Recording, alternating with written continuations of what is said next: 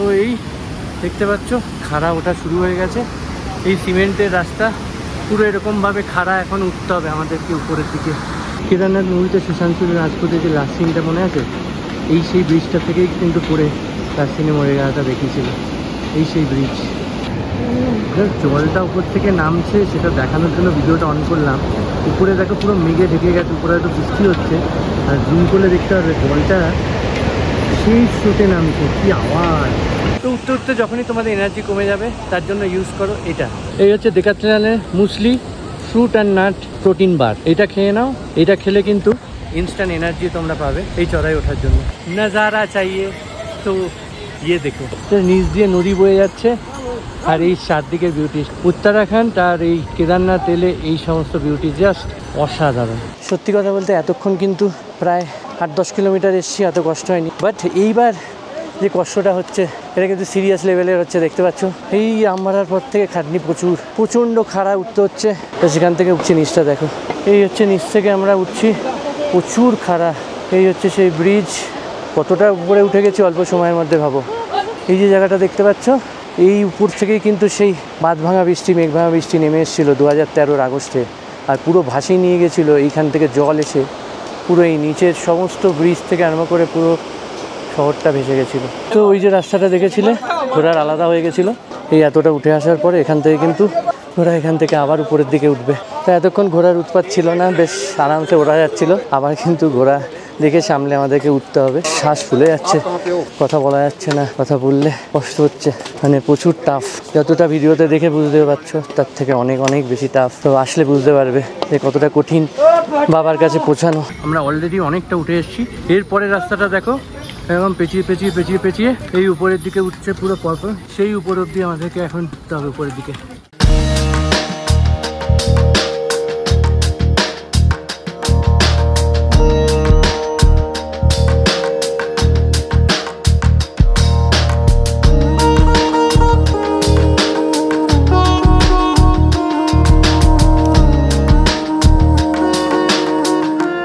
বাবা, এ তো আরো খাড়া।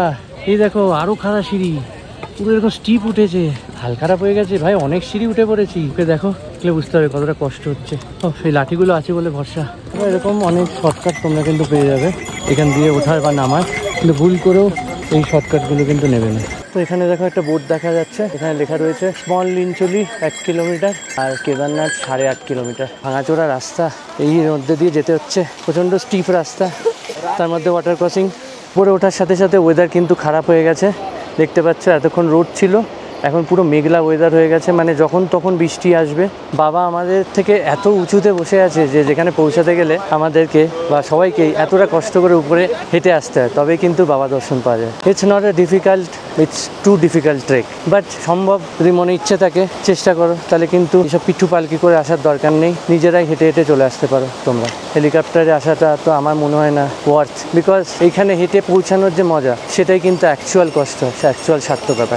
উপর থেকে ব্রিজটা দেখো, এই দেখো এই সেই ব্রিজ, আর আমরা খাড়া এতটা উপরে উঠে এসেছি এই রাস্তা দিয়ে। হ্যাঁ, এখনও আমাদের অনেকটা উঠতে হবে। তো কেদারনাথ ওঠার জন্য অনেকগুলো অপশান আছে। তোমরা যারা হেঁটে উঠতে পারবে না ভাবছো, তাদের ক্ষেত্রে বলছি তোমরা এখান থেকে পিঠু পালকি, ঘোড়া, খচ্চর, আর এর সাথে সাথে হেলিকপ্টার সেবাও রয়েছে। আর হেলিকপ্টারে আসতে বেশি সময় লাগে না, 15 থেকে 20 মিনিট লাগে। যারা কষ্ট করতে পারবে না ভাবছো, তারা কিন্তু এইভাবে চলে আসতে পারে। হেলিকপ্টারের ভাড়া পরে আমি ডেসক্রিপশন বক্সে দিয়ে যাবো হেলিকপ্টারের যা ভাড়া আছে। আর হেলিকপ্টারে অনলাইনে বুকিং হয়, আর তোমরা অফলাইনেও বুক করতে পারো এসে যদি স্লট থাকে, নাহলে কিন্তু অনলাইনে তোমাদের ওদের ওয়েবসাইট আমি দিয়ে দিচ্ছি, ওয়েবসাইট থেকে তোমরা বুকিং করে নিতে পারো। আর ঘোড়া, খচ্চর, পিঠু পালকি এগুলো কিন্তু তোমরা রানিংয়েই পেয়ে যাবে, করে বার্গেনিং করে নিও, ওরা কিন্তু অনেক বেশি চায়। এই যে থ্রিলিং মজাটা হেঁটে পৌঁছানোর, সেটা কিন্তু অন্য কোথাও নেই। তো আমি বলবো যে চেষ্টা করো হেঁটে আসার, বাবার কাছে পৌঁছানোর, এটা একটা আলাদাই অনুভূতি। তো এখন যেহেতু বর্ষাকাল, আর কিছুদিন আগেই এরকম হেলিকপ্টার ক্র্যাশ হয়েছে, তোমরা সবাই জানো, নিউজ পেয়েছো। তারপর থেকে হেলিকপ্টার সেবা এখনও বন্ধ আছে, হেলিকপ্টার চলছে না। হোটেলের ক্ষেত্রে বলবো আগে থেকে বুক করে আসাই ভালো। আর জিএমবিএনেই আমাদের আজকেরও বুকিং রয়েছে কেদারনাথের উপরে গিয়ে, তো এগুলো অনলাইনে বুক করতে হয় ওয়েবসাইট থেকে, আবার এসে যদি স্লট থাকে বুক করে নিতে পারো। তো এই ছিল ছোট্ট ইনফরমেশন, তোমার সাথে শেয়ার করলাম। সমস্ত কিছু ডেসক্রিপশানে থাকবে, তারপর যদি কোনো কিছু জানা বা জিজ্ঞাসা থাকে অবশ্যই আমাকে কমেন্ট করো, আমি নিশ্চয়ই জানাবো। A few moments later. Suddenly weather কিন্তু চেঞ্জ হয়ে গেছে, পুরো দেখো চারপাশে সেই বৃষ্টি হচ্ছে, প্রচণ্ড বৃষ্টিতে সব আটকে পড়েছে। এখন ওয়েট করছি বৃষ্টিটা কমলে যাবে। প্রচুর বৃষ্টি হচ্ছে, অনেকক্ষণ দাঁড়ালাম, বৃষ্টি কমছে না। এখন দেখো সামনের অবস্থা, দেখো রাস্তার পুরো কাদা, আর সামনে ঝর্ণার জল পড়ছে, আর এই চারপাশে ওয়েদার দেখো পুরো ড্রাস্টিক চেঞ্জ হয়ে গেছে। সবাই রেনকোট ফেনকোট পরে নিয়েছে। করবো, অনেকক্ষণ ওয়েট করলাম, কমছে না, তো আমিও ভাবলাম যে রেনকোটটা পরেই নিই, কারণ সময় অনেক ওয়েস্ট হয়ে যাচ্ছে আর অনেকটা পথ বাকি। অলরেডি 2:30 পৌনে 3টে বাজে। বৃষ্টিটা হয়ে রাস্তার কি অবস্থা করে দিয়েছে দেখো। এখন এরকম স্টিপ উঠতে হবে, আর রাস্তার এই অবস্থা। একসাথে রেনকোট পরে হাঁটছি, আবার একটু ওয়েদার ক্লিয়ার হয়েছে, রোদ উঠছে, বৃষ্টি কমে গেছে।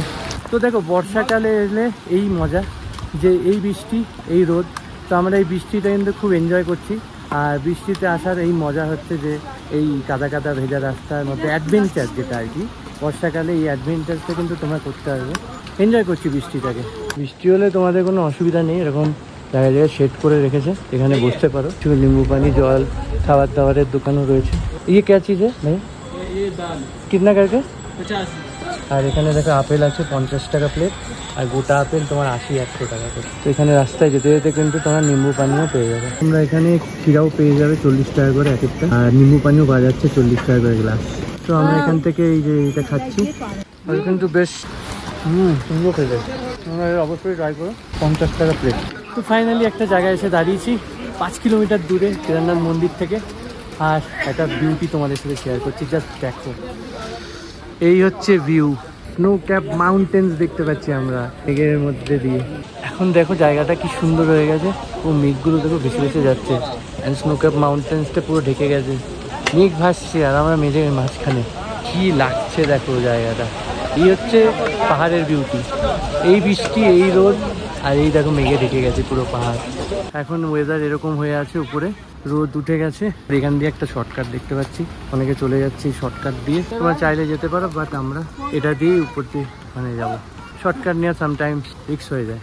ভিউ দেখো यार, কি লাগছে আকাশটা দেখো, মেঘ ভেসে আসছে আর রোদ উঠেছে, কি দারুণ মায়াবী লাগছে মাউন্টেন্সটা। জাস্ট ভাবো পেছনে এরকম একটা অসাধারণ সিনিক বিউটি, তার সাথে এখানে দাঁড়িয়ে দাঁড়িয়ে ছোলা খেতে খেতে আমরা সবাই, এই যে পেছনে ছোলার দোকান, আর তাই মজা হচ্ছে।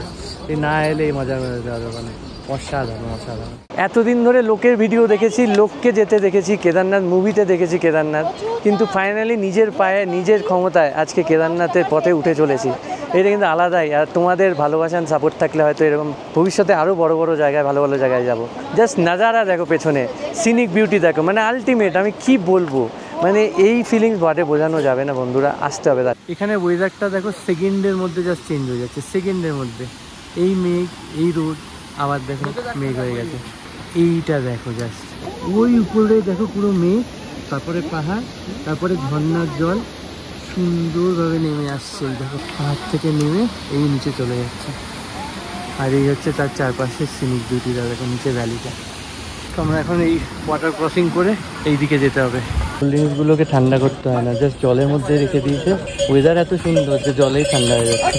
তো ঘড়িতে বাজছে 4:30, আর আমরা এসে পৌঁছে গেছি বাড়িলিনছড়িতে। তো এখন এখান থেকে 2.5-3 ঘন্টা দেখাচ্ছে লাগবে সময়। তো দেখো বাড়িলিনছড়িতে পৌঁছানোর পরে এখানে কিন্তু তোমরা প্রচুর ধরনের রুমস অ্যান্ড টেন্ট সবই কিন্তু অ্যাভেলেবেল রয়েছে উপরে। তো ওয়েদার খারাপ তাই পুরোটা দেখা যাচ্ছে না, উপরে মেঘে ঢেকে গেছে চারপাশটা। এখানে কিন্তু প্রচুর টেন্ট অ্যান্ড রুম কিন্তু অ্যাভেলেবেল রয়েছে। এইসব গাড়ি এখানে নামবে, বাইক পারবে না।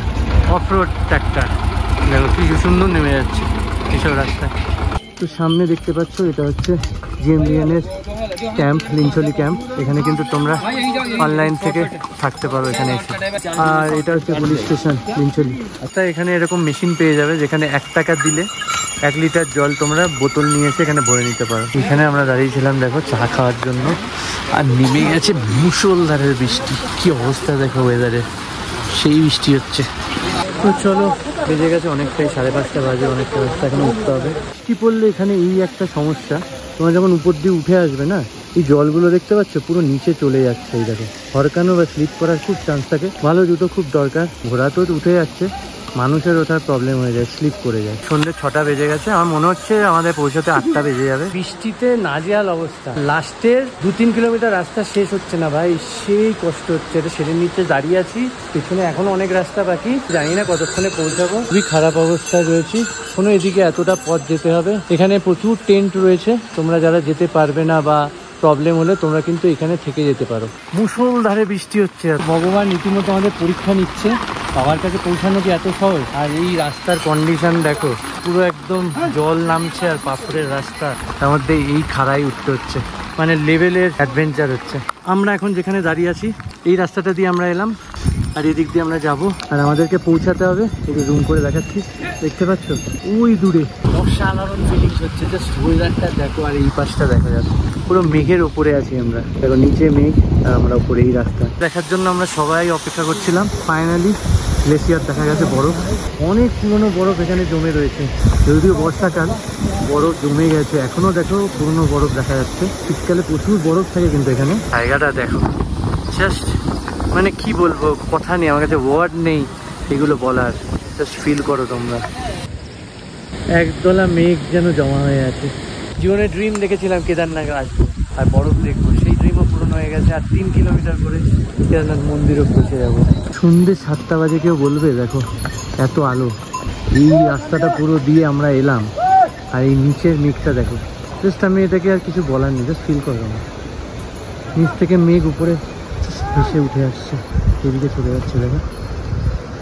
এই আমি কোথায় চলে এলাম, স্বর্গে। যে গেন্ডের মধ্যে পুরো মেঘে ঢেকে গেল, দেখো পেছনটা পুরো মেঘের মধ্যে, আমরা পুরো মেঘের মধ্যে, কিছু দেখা যাচ্ছে না। জাস্ট 1 সেকেন্ড আগে সব দেখা যাচ্ছিল, পুরোটাই ভিজিবিলিটি লেস হয়ে গেছে। এই রাস্তা দিয়ে এখন উঠতে হবে আমাদেরকে উপরে।